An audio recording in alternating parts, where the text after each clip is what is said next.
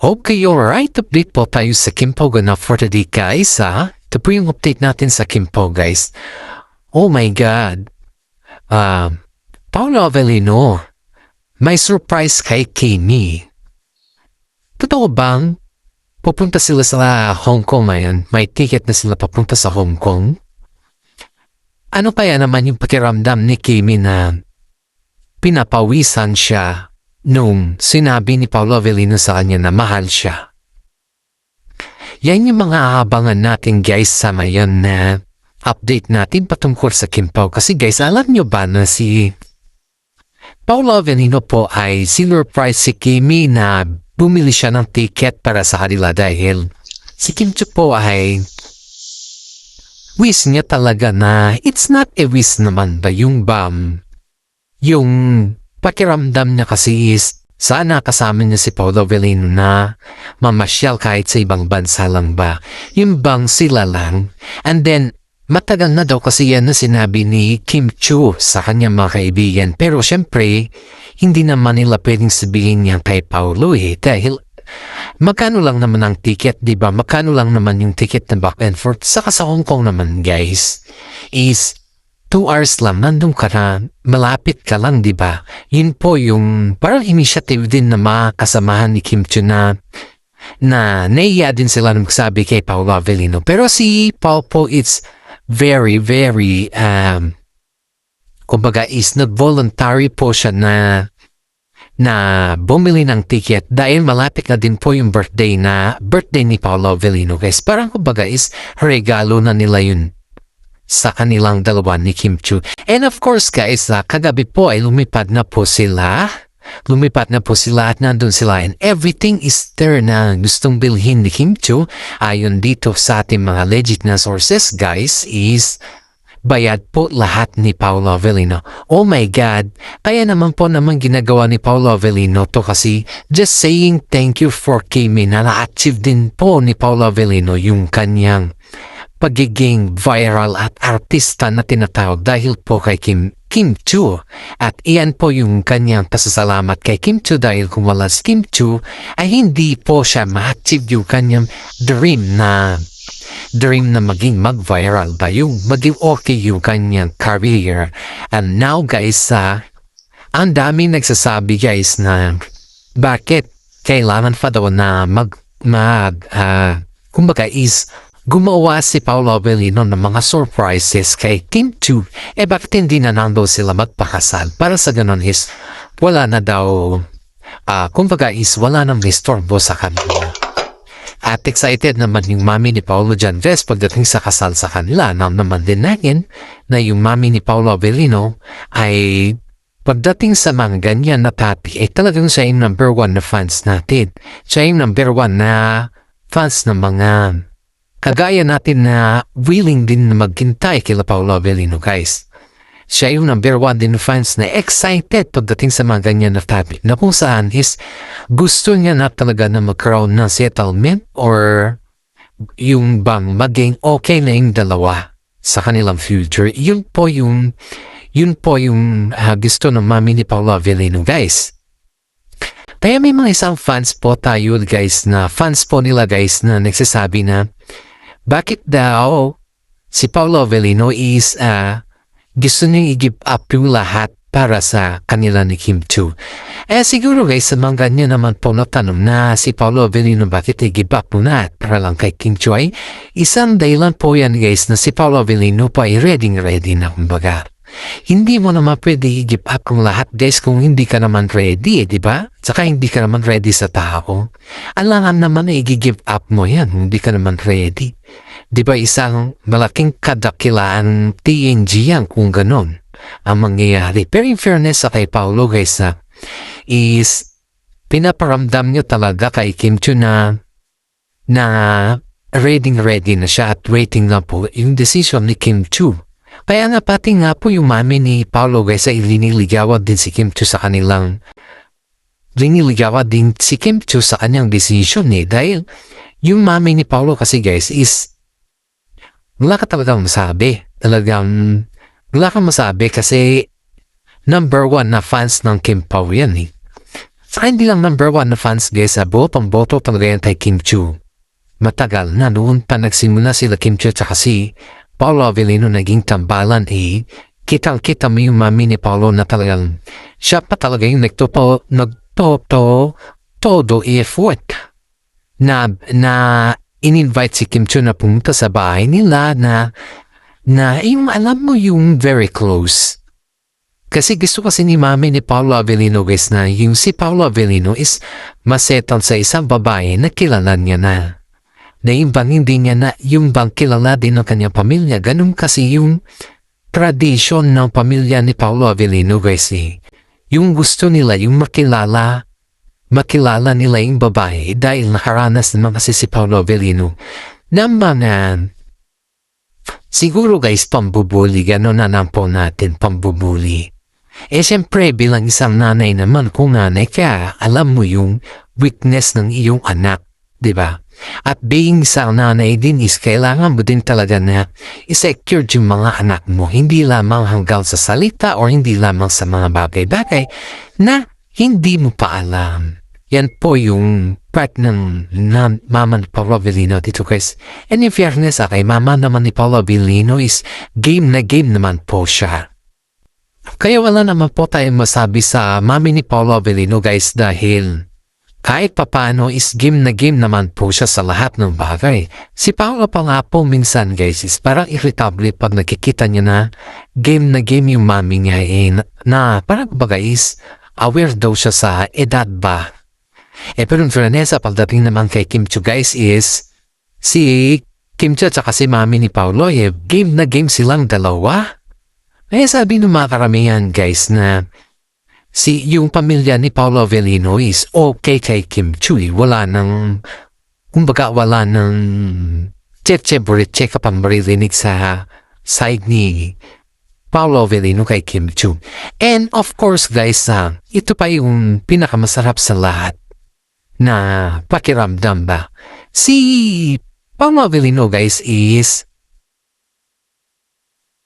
may pabor kay Kim Chiu na parang kumbaga is malapit kasi yung kanyang birthday at malapit na rin yung birthday ng mama ni Paolo Avellino. Parang magkalapit lang yung birthday nilang dalawa. Ang gusto, may konting revelasyon si Paolo dito guys na ayon dito sa ating mga legit na sources guys na umingi ng tulong kay Kim Chiu kung paano nila daw surprise din yung kanyang mami. Kasi siyempre guys, si Kim Chiu po yung close ni mami ni Paolo Avellino at hindi naman, close naman niya si Paolo pero iba kasi guys pag lalaki. Iba kasi. Pag babae kasi yan guys is you're so very open Alam mo kasi sinasabi niya naman sa iyo. Pero pag lalaki kasi, iba kasi yung lalaki guys Yung lalaki, galimbawa o ganito o ganyan open na yan. Pag babae kasing daming cheche-buriche, di ba? Yan yung hindi alam yan yung alam ni Paolo, yung very kwan lang. Pero pagdating naman sa mga organizing, si Kim Chiu talaga, nagkumingi talaga siya ng favor kay Kim Chiu na siya yung mag-organize. Hanap ng organize, siya din yung magsabi. Kasi si Paolo Avellino kasi guys is, parang baga, just go with the flow lang siya. Kung ano na yun. Ganun si Paolo Hindi siya yung tao na marunong di mag-organize sa mga ganyan na bagay. Sa kanya kasi is, napakasimple lang. Simple lang kay Paolo, yun lang. Okay na yun sa kanya. Siyempre yung nanay days of like that, gusto niya naman na i-celebrate ba? Gusto niya naman na bigyan siguro ng mga malaking okasyon or something na saya ng kanyang nanay kasi nasa age na din po siya ng pagka-senior citizen. So yan po yung parang gusto ni Paolo Avellino na mangyari. And then, yung mga kapatid naman ni Paolo guys is hinayaan na lang po na sila Paolo Avellino at saka si Kim Chiu po yung mag-decide. Dahil, syempre pag lahat naman, may mga bas-bas din po sila guys. Pero, iba pa rin po kasi kapag may isang taong nagmamanage, yun yung sa kanila. Kaya hinayaan na lang sila Paolo Avellino at saka si Kim Chiu po na mag-organize sa surprise na birthday ng kanilang mami. Itong yung side ni Paolo Avellino kasi guys is parang may naamoy daw silang surprise sa kanilang ina. Pero hindi naman sinasabi ni Paolo na isusurprise nila yung kanyang mami kasi pag nalaman kasi yan ng mami niya, iiyak na naman daw yun. Yan yung ayon dito sa ating legit na social. Lalong-lalo na pag may mga surprises na nangyayari na hindi mo expect na yung bang ganun lang kadali, ganun lang kasimple, hindi mo siya ina-expect, di ba? May mga surprises na nangyayari. Kaya, ganun guys ay makikita natin dito na sa lahat ng surprises na gagawin nila Kim Chiu ay todo effort naman yung dalawa. Pero in fairness ito guys alam nyo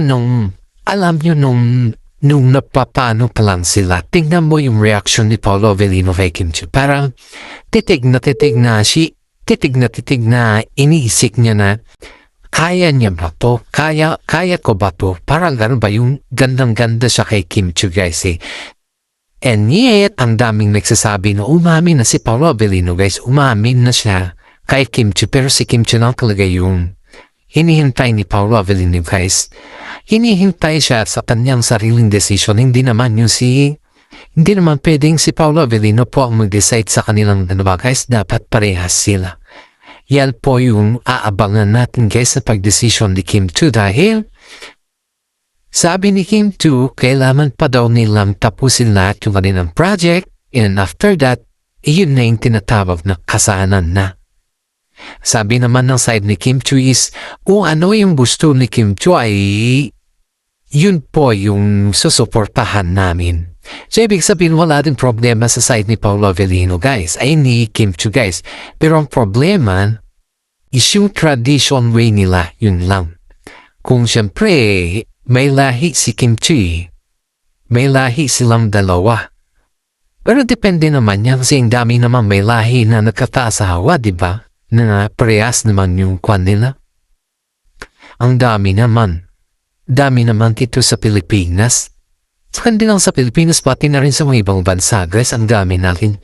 Di lang dito sa atin. Kaya, tayo guys ay siparan pa din po natin na maka-update sa kanila, guys. Para sa ganon ay lahat ng mga senior citizen dyan na nanonood sa atin at nakikibalita din. Maraming salamat sa inyo, guys. Lalong-lalo ng mga senior citizen dyan sa mga abroad. Alam nyo guys, yung mga senior is love na love ko mga yan kasi senior citizen na din po yung aking nanay. Sana naman paki-like and share yung ating YouTube channel guys dahil sa malaking tulong din po yan para sa atin at para din po makatulong tayo sa mga tao na kailangan din natin. You know guys, yung mga earnings ko dito sa YouTube channel ko guys, hindi ko yan sinasarili. Hindi ko po yan sinasarili kasi may mga time din po na may kasama tayo na nangangailangan din ng mga tulong ba. And kapag nakataon na mayroon naman tayo, binibigay ko po yan. Kaya yung mga kwan guys, pakihap na din po ako para ma-share po natin yan kasi ang earnings ko po dito guys hindi naman po sa akin to kundi para din po sa inyo eh. Hindi naman po ako makasarili na tao na hindi ko kayo bibigyan. Pero sa mga iba kasi guys is pakiramdam nila is gumagawa lang tayo ng mga fake news na fake news na mga is content. That's not fake news guys. Sa mga hindi po nakakaalam, ang fake news po ay gawa-gawa lang. Pero ito ay hindi po to fake news guys. Dadako naman po tayo sa ibang ganap ng Kim Pao for today guys. Ito guys may isang actress po na ayaw makatrabaho si Paolo Avellino. Ang actress na yun guys is baguhan lang. Ewan ko kung bakit siya daw yung mismong nagsabi na ayaw daw niya makatrabaho si Paolo Avellino eh. Tanong naman natin mga karamihan guys. Tanong naman ng karamihan is Bakit daw ayaw niya makatrabaho si Pablo Avellino? Maraming mga babae ang pabor na makatrabaho si Pablo Avellino nga Especially yung side ni Kim Chiu, di ba yung mga kaibigan ni Kim Chiu? Gusto nila na matry yung paano si Pablo Avellino na magtrabaho. Ganun po yun guys Pero in fairness first time na narinig natin na baguhan na actress na yung makatrabaho si Pablo Avellino. Ano kaya yung rason nito? Kasi sabi sa kanya hanggat maswerte ka kasi kabago-bago mo pa lang yung kasama mo na magtrabaho na veterano na at saka marunong na, sabi sa kanya. Siguro guys, nahihiya siya or something na takot pa siya, parang ganon. Hindi naman natin kasi mapis yung isang tao pag ayaw At saka sabi rin ng mga karamihan guys na itong yung actress na to guys is medyo may hinhin daw, parang galaw Kim Chiu rin daw nung una. May similar daw sila ni Kim Chiu Kaya siguro, ewan lang natin guys pero yun lang kasi yung pag-describe sa atin ng legit na sources natin sa loob Parang may similar daw sila ni Kim Chiu sa mga bagay-bagay ba?